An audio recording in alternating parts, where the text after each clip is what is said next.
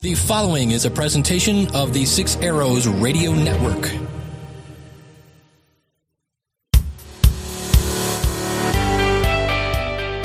Welcome to the Modern Christian Men Podcast with your host, Cale Nelson. Welcome into the Modern Christian Men Show. With us today we have a very special guest, J. Warner Wallace, who I found you on Twitter. I'm not a television guy, so I have never seen you on television. But it's said that you are one of the most sought-after cold case detectives in the country. Is that a correct assumption here? Oh gosh, that's going to sound pretty arrogant if I say yes to that, right? No, it's not. We want to know who we're talking to here. Well, I mean, we've done cases that happen to be in the limelight because I'm working in Los Angeles County, and so what that means is I end up on these national shows like Dateline. I think I've been on Dateline more than anybody else in the country. And so if that happens to you, that you're going to get 1,000 requests, and unfortunately, the vast majority of those I can't jump in. That's one of the tricks about working cold cases is it really requires the local agency to do the heavy lifting. And right. And if that local agency isn't interested or just too busy because it's a case from 30 years ago, the best thing we can do is figure out a way to get that agency interested rather than have somebody come from across the country and jump in. So, yeah, I do get asked, but I wish I could be of more service, Well, it's an awesome time to have you here. I found you on Twitter, and you had some of the most compelling tweets that I've read, which really drew me into this argument within myself about apologetics. And that's what I really want to talk to you about today. Okay. I know that the Bible says that we should be contentious for our faith, or stand up and fight for our faith. But I've got to ask you the most obvious question here. You were not a believer years ago.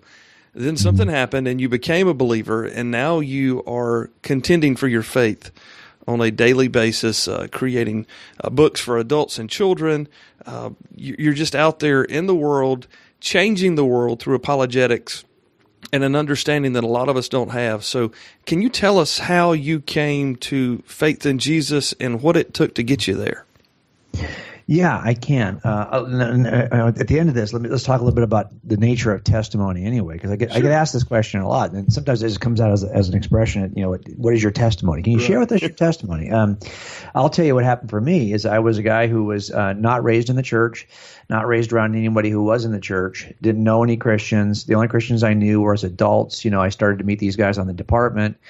Some of the officers were Christians, but if I'm honest with you, they were not the most thoughtful Christians probably that are out there. As a matter of fact, when I would ask them why they thought the Bible was true, they really didn't have good answers. And my friends and I who were not Christians found it pretty easy to mock these guys, especially because as a cop, you're going to struggle. You're going to be, you're going to find yourself doing things that you don't want to have to do because you're getting called to nasty places you don't want to go, and you're going to find yourself having to touch dead people, and even the Christians who are there alongside you, they may not respond much better to that kind of death and destruction than you do, and so you kind of wonder, why are you a Christian at all? And I would ask those questions, why are you a Christian? The guys I knew just didn't have good answers. Now, they had great answers about why this particular suspect was good for this case or why they believed X, Y, or Z, but when it came to their faith, they just seemed to accept it blindly, or they had been raised that way.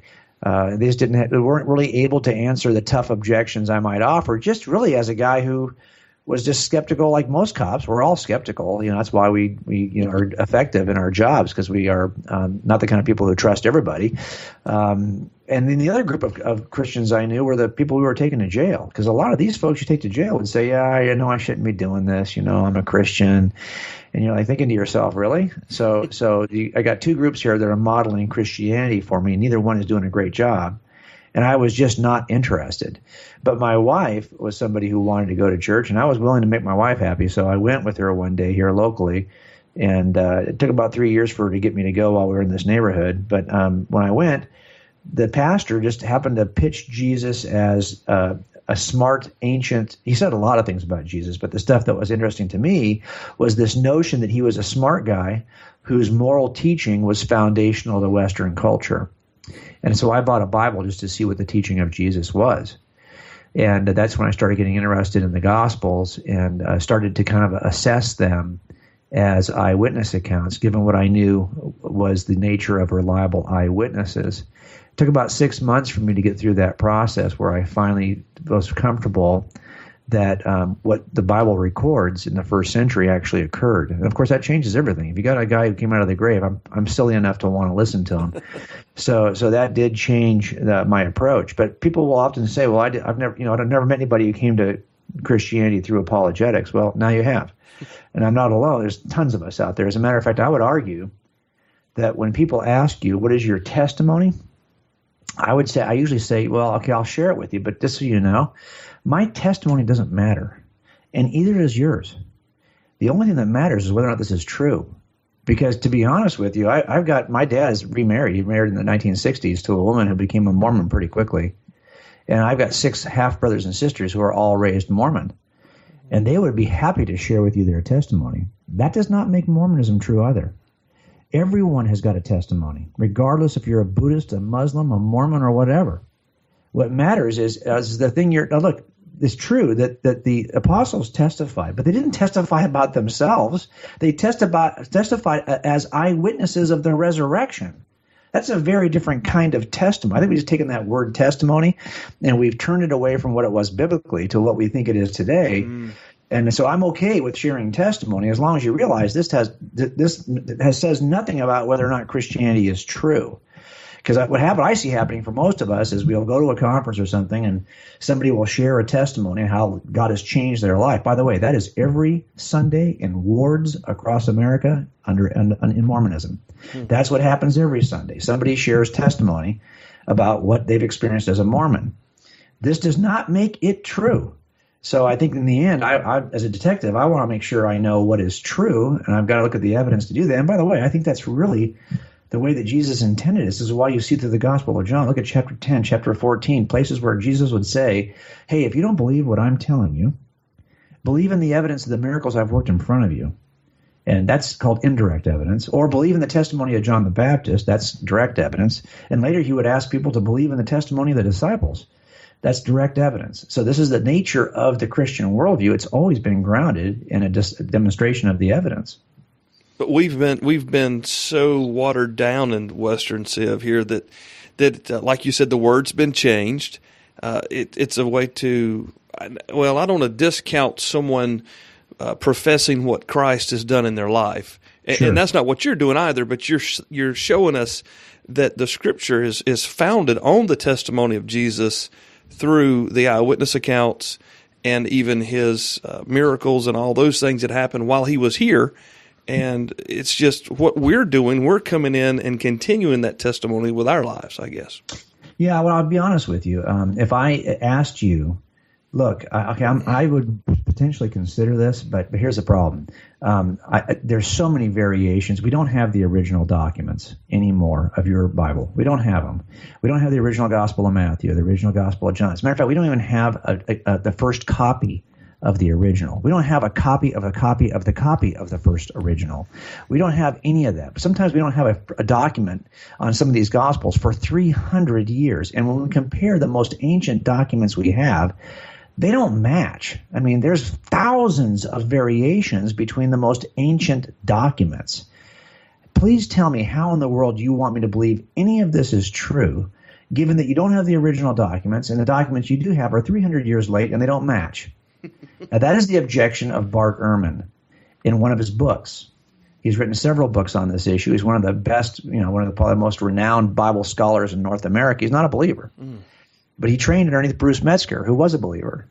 And so my question is, that's what our young people are hearing. As a matter of fact, I suspect if you're going to take a Bible class in a university today, there's probably an 80% chance it's going to be using his text and not a Christian text. So the question becomes, if I need you to answer that objection just so I can hear the gospel, because right now those objections are filling up my mind and I cannot hear anything you're saying about the gospel. The question is, are we prepared to answer those kinds of questions, or are we simply going to do the easy thing, which is to talk about what God has done in my life? Because, by the way, everyone can do that from memory. Yeah. The problem is the other approach to Christianity requires a little bit of work, because you're going to have to know, is that claim by Bart Ehrman true? And if it is true, how do we overcome that claim? Why is it that his master, Bruce Metzger, was a firm believer, even though Bart is not? What's made the difference between these two men? Well, we have to be able to answer that question for our young people, if not for ourselves. But that kind of Christianity is far more thoughtful. And that's where I'm trying to do with the church, is try to encourage the church. Folks, it's time to wake up, because every other worldview is educating themselves, have got university systems in place to do that educational process. Are we ready to step up? Because if we think that in the end all we have to do is share our story, this is what Mormons do very, very well. As a matter of fact, if you were to challenge Mormons on the evidence for Mormonism, the first thing they'll usually do is resort to their testimony, because they cannot make an evidential case for Mormonism. But it turns out if you're a Christian listening to this, you could. And now the question becomes, are you able to? And that's where I think defines us as Christians. And that's a problem that I see even in my life, is in having listened to some of your podcast episodes and different shows that I've heard you on before, since finding you. I find myself asking myself those questions as I'm a homeschooling dad and looking at my children. Could they answer those questions without saying, well, that's what mom and dad believe, or that's what we hear at church on Sunday? So we've got the cold case books that we'll be starting here in the next semester or so with the kids. But, you know, I really firmly believe that many people listening, many men listening to this program are going to be scratching their head right now and saying, wow, if this guy came to me with some of those really tough questions, I don't know what I would say. And what do we do if we recognize that in ourselves? Jim, what are we supposed to do at this point? It's not too late to learn, guys. I'm not saying this is, we're throwing the towel in, but we do need to be able to make a case for what we believe. Well, look at it this way: if you are in your 40s and you're working hard at work, and this was me. I was so stressed working in my 40s during some of these cases that were the most difficult cases I was probably ever going to work as a detective. And they were all high-profile cases that Dateline was already with us. So as I'm working the case, Dateline's already embedded in the case. So I felt like, man, every little move we make that's going to make a mistake is national, right? And so I was stressed, and I found myself in the hospital twice, just having EKGs, just over stress-related heart problems, right? But if I had a heart attack, I guarantee, let's say, for example, I had gained a bunch of weight, now I have a heart attack, and the doctor says, well, it's your choice, dude. Look, you've been living your life the way you've been living it, but now if you continue to live it this way, you won't be here very long. I guarantee you we would suddenly reprioritize, and we would change and transform the way we think about our workload, the way we think about our diet, and the way we even think about our exercise. And I've seen this happen over and over again, where when the rubber meets the road and people get to that point of crisis, they make serious lifestyle changes. Well, I think we're at a place right now in the church, if you've been watching what's happening to young people, and if you're shaking your fist at the cultural things that are happening and you're thinking to yourself, how did we get here? Well, I can tell you how we got here, okay? We got here because we have not been able to do the one thing that God tells us to do. And Paul says in Ephesians 4 that some of us are pastors and some of us are teachers and some of us are evangelists. But if he's saying that, that means that some of us aren't those things. And apparently that's okay, because Paul's saying that some of you are, but some of you aren't. But Peter doesn't give us that option in 1 Peter 3. He says all of you should be ready to make a defense, to give the reason for the hope you have. Right. And those kinds of commands about defending the faith are never positioned as, some of you should do this. They're always all of you should do this. So we think, we should be evangelists. We should be sharing our faith. We see that as a mandate. We see that as a burden, a good burden, the Great Commission burden. But in reality, that's not near the kind of burden we have in terms of being able to make the case, because some of us are not evangelists, according to Paul. So I think that, we really need to find our way here and make a decision to step up. And yes, it does mean if you're thinking, well, gosh, I haven't been doing that, and I'm not even sure how to begin. Well, look, if you were, 60 pounds overweight and had your first heart attack, you'd say, well, I haven't been eating right. I don't even know where to begin. But trust me, you would figure that out. You would get online and you would figure out what kind of diet. You'd talk to your doctor. You'd be on an exercise program. You'd be on a diet program. People live another 25 years because they changed their lifestyle. Right. Well, it's time for us to change our lifestyle as Christians. And that's quite challenging when it's so So we're so used to this. Let's take me for instance. I did grow up in a Christian home. Trace my Christian roots back for years and years and years. Still go to church. Still participate in church. My family, all of them that are still living, still participate and go to church. It's a Southern thing. I know that's probably got something to do with it as well. But there's still a lot that I can learn, a lot that I can study. And I think that just for me personally, as I've learned more about Jewish history and the time that Christ was alive and where he came from and how he was presented, the world was presented to him at that time, it makes the Gospels, in a sense, make more sense. And even looking at other things regarding the creation, 6 days and whatnot, young earth, all these different things, it really makes you begin to think. And it really has made me question, for all these years that I was just scooting by, it changed my desire to know and to learn more. Now, I can't say that I could go out and, I really don't have the personality to be someone that just argues with someone the points of the finer points of Christianity, but I have been educating myself. But I know men who want to learn and to be able to take more knowledge in, but where do they even begin finding those things? Is it just google.com, or do you have some resources that you could, point folks to kind of get them like that diet? Oh, try this diet, try this book, try this resource kind of thing. Right. Well, look, you said something really important. A lot of us don't have, I may be passionate about this, and I'm talking about this with you, but I'm not the kind of person who wants to argue with people either. And you'll see if you watch my social media, and if you watch my website, you'll see that I don't engage in that. This is about us being ready to answer, to give a reason for those who question you. Mm-hmm. I'm not going to go out there and beat people with a stick, but I want to be ready in relationships I do have, which are always grounded in some form of loving that person you're in relationship with. Those people are going to ask you, my dad's not a believer. I mean, there's family members I have that are not believers. So we are in a business of just being able to answer those questions. And the second part of that verse tells you how to answer those questions. In 1 Peter 3:16 talks about how we're to answer them in a kind of gracious heart that the Savior has for the church.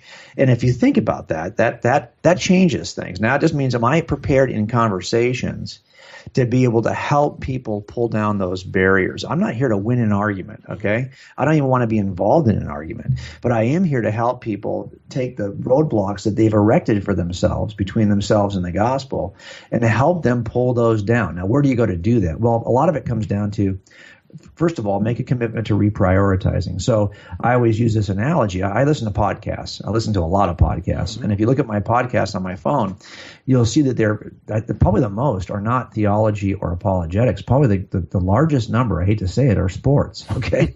So I'm constantly listening to everyone in the sports world, especially today. We're recording this on a Monday. So this is the day after NFL, and there's Monday Night Football tonight. I mean, I am absorbed in the football season right now. And I waste a lot of mental energy on sports. And trust me, once the preseason's done for NBA, I'm going to be even worse. So the problem I have here is that I gotta make sure. Now when I'm watching a game with my wife, and she says, "Don't teach me something about these two teams." Oh my gosh, I can get into the weeds on every single player, probably the history of the coaches. I mean, I can. And at some point, she stops me and she says, "Man, how do you know this much about these two random teams we just happen to be watching right now?" Right. And I have to stop myself and go, "Wow, yeah, why do I know this much about this? I mean, why this is so fleeting. Yeah. Why have I wasted my mental energy on this?" Okay, something similar happens. We got to first make a priority to shift, and what that means is that it's a matter of what are you spending your free time on, and when you're reading, you're consuming information. And what are you consuming? And when you open up your websites and you open up your internet, what are the websites you go and you frequent and you visit, right? We've tried diligently at a website that I host called coldcasechristianity.com. That we just try 5 days a week to present new information that'll take you a little bit further. But I'm not the only person doing that. There's a ton. If you just Google Christian apologetics, you'll find all kinds of websites. And all of us have RSS feeds and ways to stay on top of the information. Look, I don't have to do anything to have the latest podcast on sports. And these are daily shows that are delivered to my phone automatically. Once I set it up, I could be in a complete sports bubble if I wanted to. Yeah. Well, the same thing is true for those of us who are interested in making a case for what we believe. There's enough podcasts out there that you can search for you can keep yourself in apologetics bubble if you want it. And I don't suggest you do that. I try to have my foot in the culture and my foot also in the case for Christianity, about equally. But my point is, most of us have already done this organic discipleship in some area of culture already. A lot of us are just discipling ourselves as the next, I don't know what, the next sports broadcaster. That's what I could probably do a sports show. My point, though, is you've already decided with those areas where you're going to disciple yourself, and you're using the media already to do it. All I'm suggesting is go out now and flip the switch on those and get some balance in those, and find those people who are out there who are making the case for Christianity, who are throwing the ball in a way that you can catch it. I try not to throw the ball. I'm not throwing curve balls at 85 miles an hour. I'm trying to throw them across the center of the plate, nice and high at about 40 miles an hour so people can swing. Right. That's what we're trying to do as translators, right? We're trying to take the work of these philosophical giants who are in our community and then turn them into something. This is what we do in criminal trials. We take those expert testimony and we try to pitch it in a way that the jury can understand it. So that we're out there, and there's a lot of us out there doing this kind of work. It's just a matter of, well, am I ready to shift my priorities? And if we aren't, I get that. This is I can understand if you said, no, I'm not really interested. Okay, fine. But then what we do is we surrender our right to complain as culture slips away from the church. Because in order to stop it from slipping away, you can't. Your pastor is busy. Okay, your pastor is doing his best to swim with one. He's rowing with one oar and in a boat that wants to go sideways on him half the time, and he's doing a great job. But man, it's up to us. He's here to equip the saints to do the work of service. And we're the saints he's supposed to be equipping. And by the way, if he's not even interested in apologetics, well, there's no excuse. There's enough other people out there online that you could have as your mentor, and they can equip the saints so the saints can do the work of ministry. It's so astounding to me when I think about how many years I've had a belief system, but it was only just a few years ago that I really got serious in my relationship with Jesus, in my relationship with my wife with Jesus, and how that's really dramatically changed the dynamic of my family. And you're right, it's what we put our focus on. I previously did an amateur ham radio podcast for a few years. It was really successful, and man, everybody in that niche knows who you are when you're successful, and you've got all these friends and whatnot. And then when you unplug, they're still all there. They still remember you, and that's fine. But you find I personally look back and say, wow, 4 years of that intensive immersion in that niche hobby, creating this content, and then I'm over here like doing the same thing with Jesus, and everything with him is different now, and it's good and better.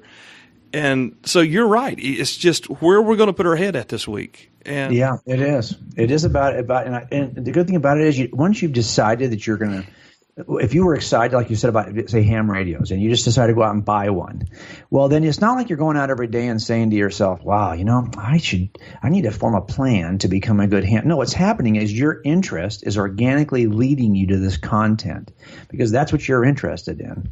Right. And so if you find yourself right now kind of struggling and ask and wondering, just maybe not passionate about those. You're thinking, well, how do I even start this project? Well, a lot of it is we just have to reignite our passion, and then you'll see organically you're going to seek out this content anyway, the same way you would if you bought your first ham radio and suddenly you want to know how to be the best ham radio operator you can be. Well, you're organically going to go out, and it's not like I have to set up a schedule for you or remind you every day, hey, you should be studying how to be a ham radio operator. No, your interest is driving this now. Right. And so what I would suggest, it's a matter of us checking our interests But if you don't think you're studying enough, it's maybe because you're not interested enough. I hate to say that, but it's the truth of it, right? So it's a matter of us trying to reignite our passion. When you look at the Gospels and you compare just what we're talking about here, reigniting our interest in Christ or the apostle teachings there, where is your favorite place to go when you start digging in? Well, it's going to depend on what it is. So most of the time I'm digging in because I've got a question that's nagging at me. Okay. So it's an objection usually, or it's something that I'm just interested in because it's nagging at me, and I got to go solve this problem. I got to go eventually address this issue, So then I start studying. So it's going to depend on what it is that is the issue. If it's a biblical manuscript issue, well, then I'm going to have to go to those websites I know that I can trust that will show me what the original manuscript said, and a lot of these are bookmarked. I've also, in the books that I've written, I've always tried to put these in the appendix so people who read, and these are available. You could even Google this. But again, we're in an information age right now. Mm-hmm. So what that means is, when you see this with Gen Z especially, the Gen Z has access to more information than they've ever had before, but they also trust it less than they ever did before because everything looks legitimate online, and you just can't figure out who's telling you the truth. So a lot of this will be, well, if you've got a pastor maybe and so you'll see where I'm quoting people that I trust. Mm-hmm. And I had to get to a point where I would trust those people. So just start yourself into the network, start yourself into reading people, and you'll find somebody you can trust. And there are some good sources out there. So I'll give you an example of this. To make the case for Christianity, the people I trust, of course, I got my website, but I trust Stand to Reason, str.org. Some great thinkers. I was part of that organization for a time. I trust crossexamined.org, cross-examined with a D on the end, .org. I've got a writing partner right now. We're writing a book together, Sean McDowell. He's Josh McDowell's son. Sean has got a website, seanmcdowell.org. Reasons to Believe, reasons.org. William Lane Craig has got a website called Reasonable Faith. These are the people who are probably some of the go-to source. Ravi Zacharias' ministry has got some good written material. But I think at the end, there's these levels, right? You can get a 3-minute video that can kind of take you so far. You can get a 1,000-word blog, it can take you a little further. You can get the book, take you as far as you want to go. So there are levels or entry levels for all of us, and that's why we try to do videos, blogs, podcasts, and books, because we know that there's a level of commitment that maybe you just want to start by watching a few videos. I get that.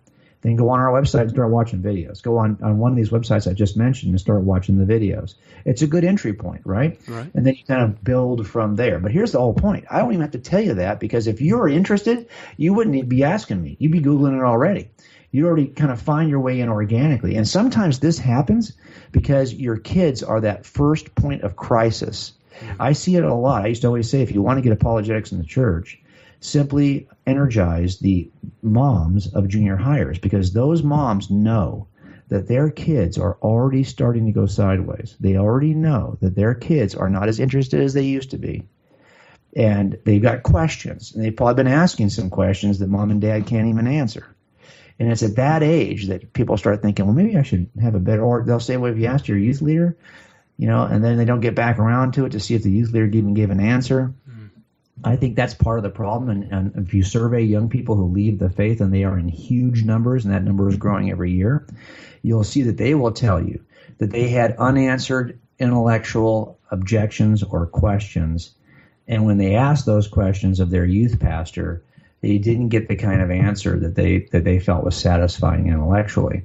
And they would get answers from school, and that's what school's designed to do. Mm-hmm. But they didn't feel like they were getting those answers from their parents or from their leadership.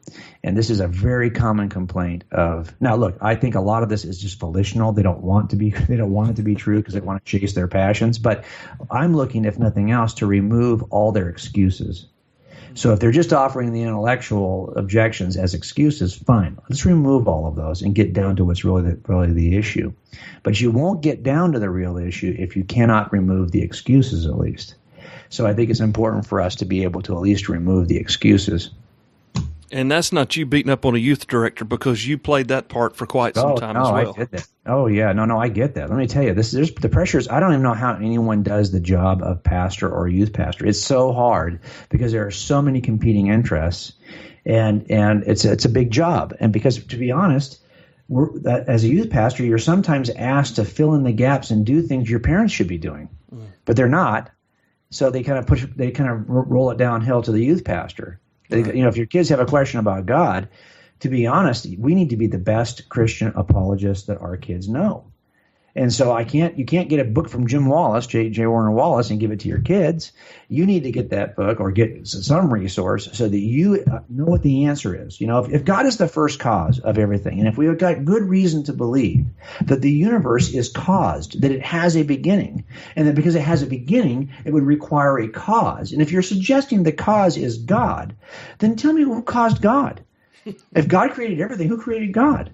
This is a really common, why, Mom, should I believe the Bible is telling me anything true? That's a very simple, I hear that expressed that way all the time. Mom, tell me why you think the Bible is true. Now, if that's a question your kids are asking you, I want you to consider your answer. And I want you to also measure your answer against what you think that Mormon moms and dads are saying to their kids when they're asked, why do you think the Book of Mormon is true? Because if you think your answer in essence sounds like theirs, that's not a good answer, right? Right. If it's a matter of saying, well, we just know that it's God's word, and God has breathed this, and that men have, well, that's what the Mormons say. So how do we distinguish between Mormonism and Christianity? Well, we got to do better than that. How do we know it hasn't been changed over time? How do we know it's even written early enough to have been written by people who even knew Jesus? I mean, if this is written in the 2nd or 3rd century, why would I think any of it is true? I mean, these are simple questions that kids ask me all the time. Right. And I think we have to be ready to offer those answers. And I know at first it can feel and sound overwhelming, right? Because you're thinking, well, I don't even know how I would answer my questions myself. Okay, I get it. But if I asked you, tell me why you think that Flacco should be the quarterback of the Baltimore Ravens, and maybe you're living in Baltimore, and you got a reason why you think he should be. Well, why shouldn't Lamar be the quarterback? Right. And why do you think he's playing so well this year? And do you think he can play this well next year? I mean, we could talk at length about any number of things in other areas. But then we get to this area and we're like, I'm not sure what to say on that. Well, okay, now you know, by the way, if you want to know what you love, tell me what you're spending your time on. And tell me what you're spending your money on. And I will tell you what you love. So in the end, this is kind of a 1 John principle, right? Mm-hmm. Is that if we say we love him, that we should be willing to spend time studying him. Preeminent. Right? Yeah, it should be preeminent in everything we do. That's right. Doesn't mean we have to exclude other things, because trust me, I'm going to be looking at those other things too. Mm-hmm. But I ought to be able to at least answer these kinds of questions for my kids. I suspect a lot of us would be able to tell our kids why we think we vote a certain way, but we couldn't answer those questions about Scripture. And I think we have to go back to be able to answer. It should be preeminent. If you only have 10 answers you can give your kids about anything, they ought to be the answers that are about metaphysical things like God's existence and Christianity, rather than things that are like 8 steps downfield, like politics or like sports, which is another 20 levels downfield, right? These are really unimportant things. So we are usually good at answering these things that are like 20 steps away from the core issues, but we're terrible at answering questions about the core issues. Because it's hard. It's harder to study the core than it is just to feed off pop culture or whatever. Think about foundations and foundational issues. If you're standing on the ground, you hardly ever think about it. It's always there. You never have to make a case for the dirt. The dirt's always there under your feet. And these are core metaphysical issues that we take for granted, and we just assume they're true. And now you got some kid who's in your family who's going, hey, why should I trust this dirt? And you're thinking, what are you talking about, man? I've been standing on this dirt my whole life. It's been working out just fine. But now you got somebody who's like, I'm not sure I should stand on this dirt anymore. Maybe I should walk over there to that driveway. It's got some concrete over there. And now we suddenly have to make a case for our foundations, which we've been standing on for years and never looking at them. Wow, that's powerful right there. How many of us are sitting in the church living that same thing right now, waiting for Pastor John to give us our hours worth of living so we can go forth this week and not look at porn or something on our phone, not make us feel bad. And I know that your passion, one of your passions, being a father, having been a youth pastor, is our youth, because they're not getting it at church, they're not getting it at home, but they're getting plenty of the other stuff in the institutions of school and the college and universities following regular, up to high school. What are some of the ways that we can really gird ourselves as parents and adults to help answer those questions? I know that you've already said it. I want to hear you say it again. I know it's what we're focusing on, Jim, but we've got so many distractions. Do we just have to get up in the morning and not look at our phone first and sit down with Jesus and talk to him for a little while and dig into the Bible? Do you have some advice for those of us who are out here just happy to get up tomorrow morning? Yeah, one of the first things I do when I get up in the morning is look at my phone. And I'm looking at my phone, though, because I follow about 750 blogs of people who are writing about the evidence for God's existence and for Christianity. I'm scanning through those to decide what I'm going to send out to my Twitter feed for those of us who, I want to curate a content. Mm-hmm. And so my Twitter feed has got the top 12 articles each day that make a case for why Christianity is true. And I'm interested in those kinds of things, and I've got relationships now with all these bloggers because I'm constantly advancing their work. And so for me, it's about, I think the technology, we can make it, I want to work with it. I want to actually master the technology. Like you and I, we're digital immigrants, but Gen Z, these are all digital natives. Yeah. These are people who never knew a time when there wasn't digital technology delivering content. And so that content, we have to master it. And so I would say as parents, it's just about what are you reading? This comes down to what are you reading? And so, yes, is prayer important? Of course. And so I think that the disciplines are important. And so my wife and I try our best to be disciplined about our Bible reading, about our time of prayer. But we also, as recreationally, I'm reading about the case for Christianity or I'm writing about the case for Christianity. And so it's a matter of now, say, look at your podcast, go to your phone and ask yourself, of all those apps you have, and all of us who are doing this work as apologists, we also have apps for your phone. And ask yourself, is the first open a CNN app or the Fox News app? Is the first open, what are you opening? What's the first, your go-to thing? Right. What is it that's bookmarked on Safari on your phone? What is it you're scanning? Now you got to ask yourself, okay, do I have any balance here? Ought I be scanning some other things as well? And now you go back and you look for those sources that are available to you on your phone, and that's now going to become the first thing I open. There's places I serve at Colson Center. Okay, mm-hmm. They call the Chuck Colson Center for Christian Worldview. And it's a worldview center. I'm a senior fellow there, and that's a great place to go at Colson Center. Just to every day have somebody help you see the world through a Christian lens, so that everything that's happening politically, everything that's happening culturally, you're able to see it through a Christian lens. And these are the kinds of organizations where I want to serve.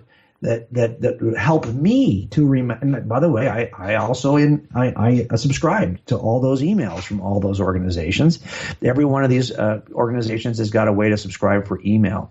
So now my inbox isn't just filled with silly stuff. It's also filled with the important stuff. These are ways as parents that I can remind myself, right, mm-hmm. that, hey, there's more to read. There's something else out there. First of all, clear your apps. And make sure your apps are the things you want your life to be, not the things you've just kind of fallen into. Number two, make sure your inbox has the stuff coming in that you really want. I mean, most of the stuff is advertising, but some of us are sending content every day that will help you become a better case maker. Well, okay, that's you have to so controlling your inbox and controlling the home screen of your phone are two really practical ways to turn a corner on this issue, right? Mm-hmm. And so that's why I think it's so important for us to. It's if you know. I just saw yesterday that the Apple OIS for the operating system for the OS for the iPhone actually sends you, I guess every month, what your screen time was for the last month. I thought, wow, that's telling me how much time I'm spending looking at the screen of this phone. That's helpful, right? So now the question is, if it's telling you you're spending a few hours a month looking at your phone, what percentage of that stuff is actually helping you make the case for Christianity? Because you're looking at something. Yeah. It's going to be in your inbox or it's going to be on your home screen. So just change your home screen and change your inbox, and you'll see how things will start to change in your life. I think the easy way, let me say it this way. I think Jesus told us that when he reminded us to be in the business of renewing our minds every day. Yes. We don't spend enough time renewing our minds. We, like you said, we're looking at the wrong things. We're spending our time in the wrong places. And that's why when our 16-year-old nephew, who is, taking college-level courses in high school, comes in with this really tough, hard, why do you believe God created the earth in 6 days or whatever, we can't answer that like he wants it to be answered because we're worried about what somebody had for breakfast or right. Lamar or whoever's throwing the ball up there in Baltimore is Matt Ryan's foot broken or not? Who knows? So exactly. Yeah, it's not. By the way, you're okay. See how bad this is. And I saw Gano kick a 63-yard field goal yesterday. So I'm excited about that. I'm here in California, yet I happen to know that his MRI came out okay. Why would I know that? Why do I even care? This is the kind of stuff that we're talking about. It's that we have made a choice, and it is really about your home screen and your email if you're my age, because we still use email. Mm-hmm. And it's about, what am I, when I go to that phone, I'm looking at something. Is it just on Instagram? Am I just surfing? I very seldom ever, to me, those social media platforms are the voice box through which I want to scream the gospel. So everything I do on social media is designed to make a case for Christianity. And I know that lots of people see social media as just your friends. You're connected to friends. I get that, but that's not what I'm really interested in. I'm really interested in screaming the gospel. And I know that for a lot of young people, the gospel, evangelism is spelled apologetics because they need to know. I've said it before, and we're writing a new book with Sean right now, McDowell, on teaching apologetics to high schoolers. And what I try to say all the time is that this generation needs 2 whys for every what. You can't just tell your kids what you believe or what the church teaches. They want 2 whys. Number 1, why is it true? Okay, you say this is true about God. You say this is true about Jesus.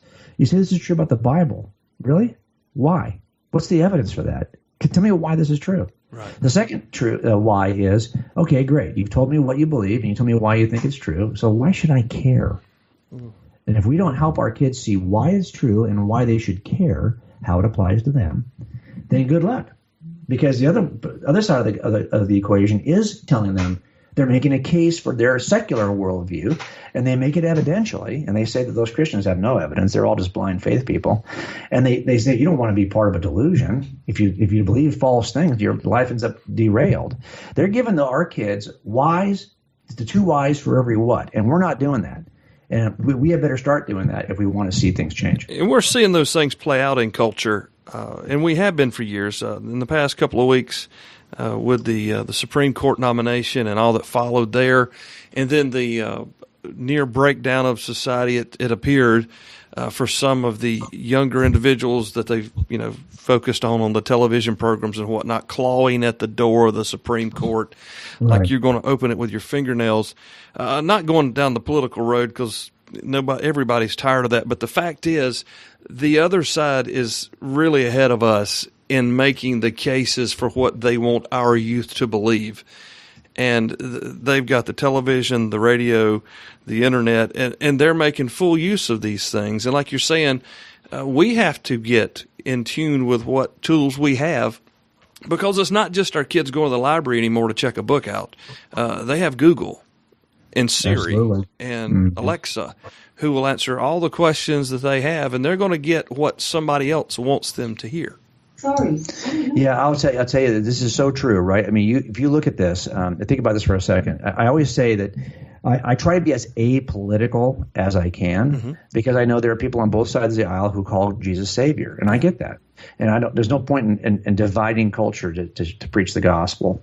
But I do know this, that there's a foundational thing that leads us to make decisions that are 4 or 5 steps away. And if all of us believe that the Bible was reliable and we should take it seriously, those 2 things, the Bible is true, it's reliable, it's telling us something true, and 2, we should take it seriously, we would all end up in pretty much the same place downfield. What happens is either we're living around people who don't think the Bible is true and they just ignore it because they think this is a mythical book full of just fables and ancient mythologies, or they actually do think that the Bible is true, but they've never opened it, read it, or if they do read it, they pluck a verse out to suit their purposes. They don't even understand the hermeneutics that you would use to actually see what is the author intending to say in this passage. So either they don't believe it's true or they don't take it seriously, and that's why we end up in all kinds of different positions in culture.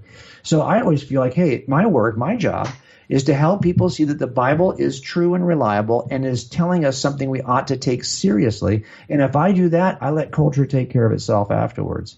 But I want to focus with my young people on those first 2 issues, because we're far more likely to then what we're really doing is we're just kind of navigating the non-essentials, right? We all agree on the essentials. We're just navigating through the non-essentials. That's a much easier place to be. And also, the manner in which we will navigate it will sound different because we've taken the moral teaching of Jesus seriously, and we love our enemies. And we're not going to be as polarized as we are right now, where it's not just that I think you're wrong. It's that if you don't agree with me, you're an evil piece of trash that needs to be eliminated. We kind of have found ourselves in this extreme polarization. Yeah. And that is not the nature of Jesus.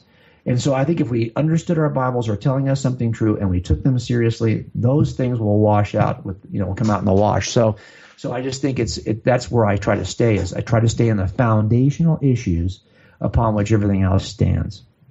And that's one of the hardest places to go, because then emotion comes in, and all sanity goes out the door when emotion shows up.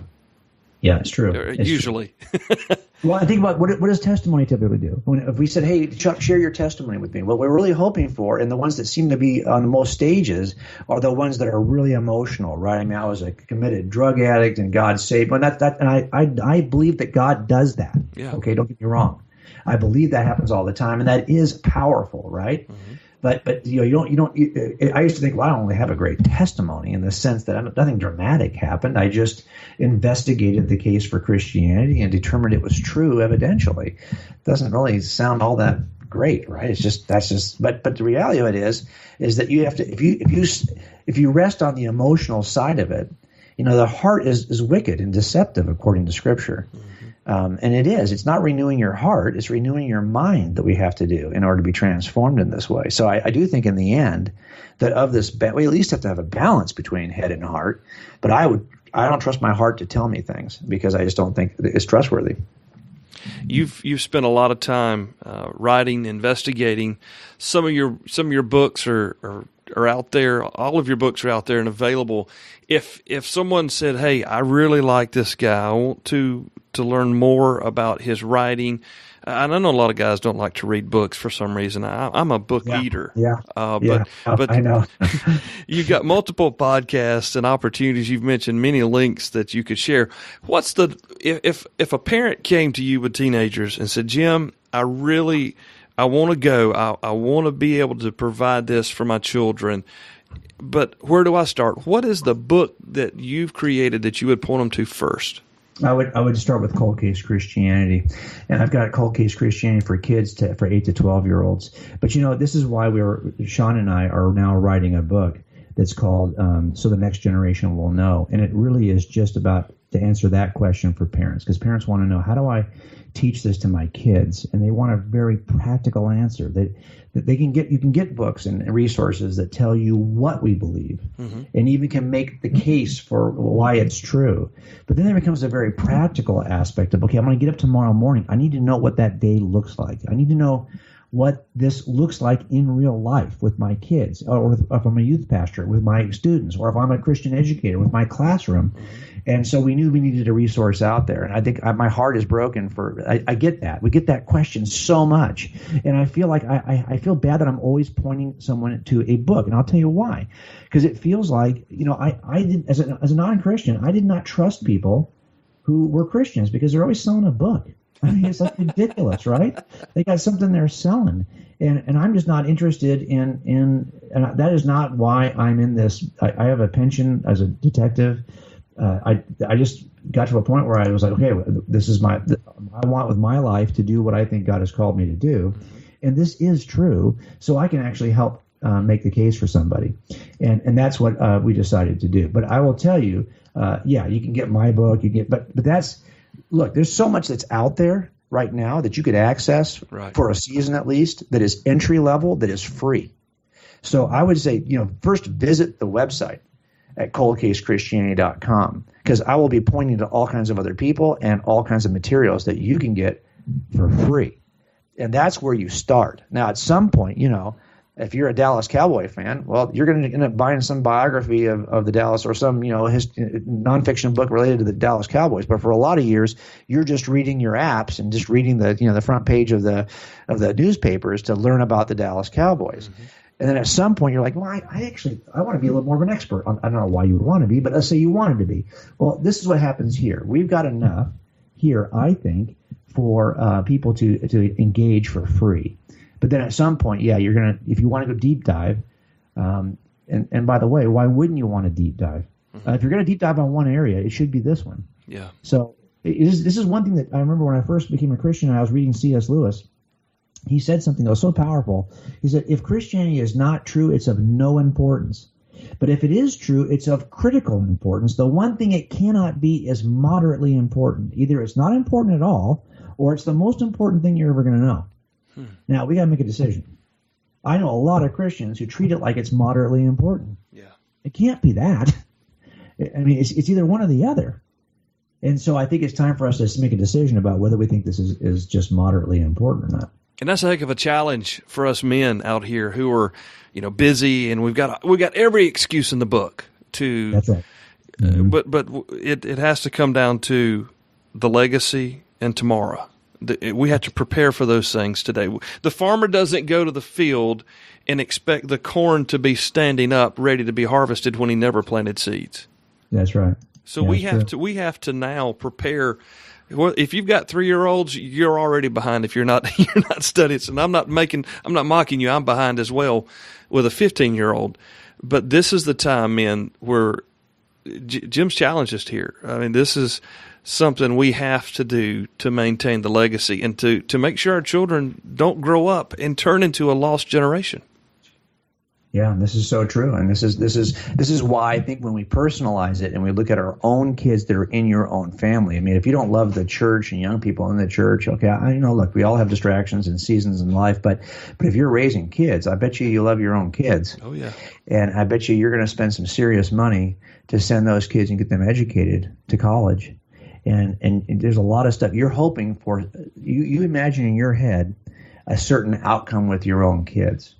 Well, what if I told you if you want that outcome, you're going to have to take this more seriously, or you might raise kids who don't even share your worldview. Wow. And I think that would motivate me to act. Yeah. So that's what I'm hoping to do with everybody else. Jim, we appreciate you being here with us. Give us your website one more time, if you will. Yeah, for sure. It's coldcasechristianity.com, and we have an academy for kids at casemakersacademy.com. Cool. And you do have a podcast. It's quite intriguing, and it's so cool to listen. It's very challenging for me to listen to your program and not get something out of it. It feels like every time I listen, I've learned something new, and my faith has gotten stronger because of it. I really appreciate you being here with us as well today. Oh, hey, thanks, brother. I'll tell you what, I'll probably put your podcast as one of my podcasts. I think this is an important message that I don't typically talk about, but you're reaching an audience right now. I just want to encourage you. You're reaching an audience that I think is vital. It's been statistically demonstrated in the past that if you target women, you don't often get their husbands. But if you target men, you get the whole family. Yeah. And that is something that we as men have that's sobering. It is. Also, I will tell you, having worked gangs for as many years as I worked gangs, I saw that the only common denominator that young gang members have was not race, socioeconomic. It wasn't what side of the tracks they were raised on. It's always lack of dad.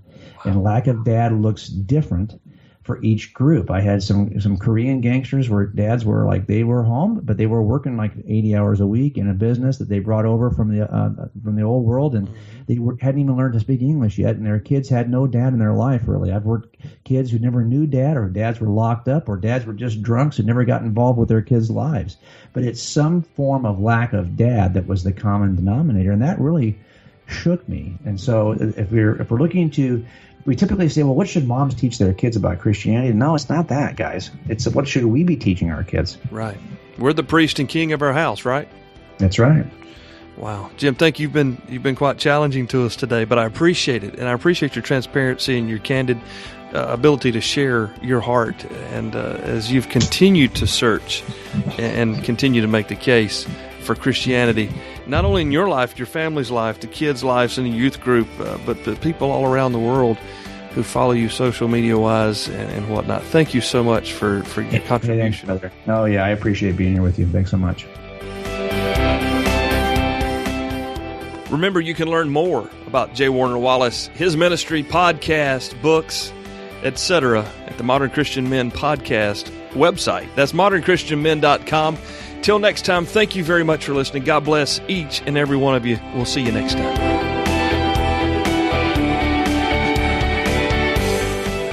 Thank you for listening to the Modern Christian Men podcast.